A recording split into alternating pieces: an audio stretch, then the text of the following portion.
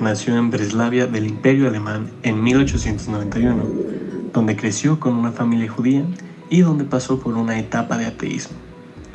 Un gran cambio intelectual y espiritual la llevó al catolicismo en 1921 y se convirtió en monja bajo el nombre Teresa Benedicta de la Cruz, pero fue deportada e internada a un campo de concentración nazi en 1942, donde sería posteriormente asesinada 7 días después.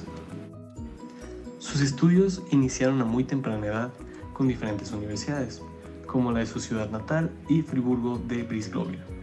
En esta última fue disciplina de Edmund Husserl y después de graduarse de filosofía en 1916 lo auxilió por un tiempo.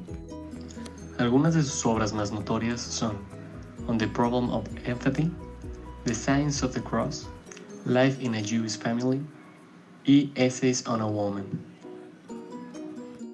Nosotros explicaremos la obra Ser finito y ser eterno, que al crear esta obra se basó en Aristóteles con su filosofía de un ser en potencia, de Tomás de Aquino y la fenomenología. La estructura de su trabajo fue planteada en 4 capítulos, descritos de la siguiente manera. En el primer capítulo plantea el problema, el cual se resume en la descripción del camino de la verdad que se propone Stein. En el segundo capítulo hace referencia al contexto histórico, sus influencias filosóficas y religiosas y sus aportes y características.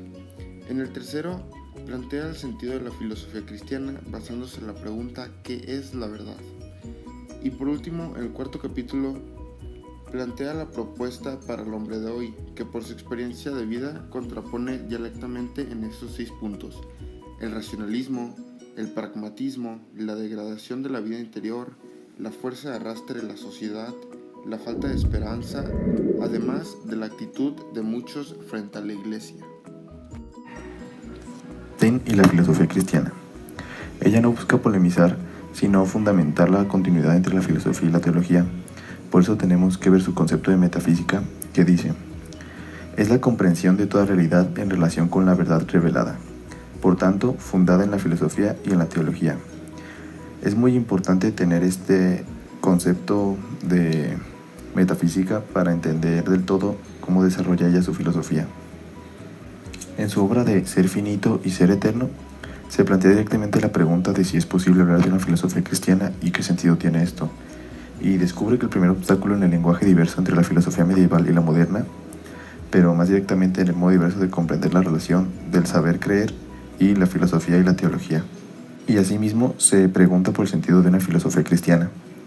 Si la filosofía se define como la investigación del ser, del ente, entonces esta no puede pararse en el campo de lo simplemente natural si realmente quiere llegar a la comprensión última. Y dice: la fe y la teología informan la razón natural sobre el primer ente. Sin su ayuda, la razón sola no llegará jamás hasta allá.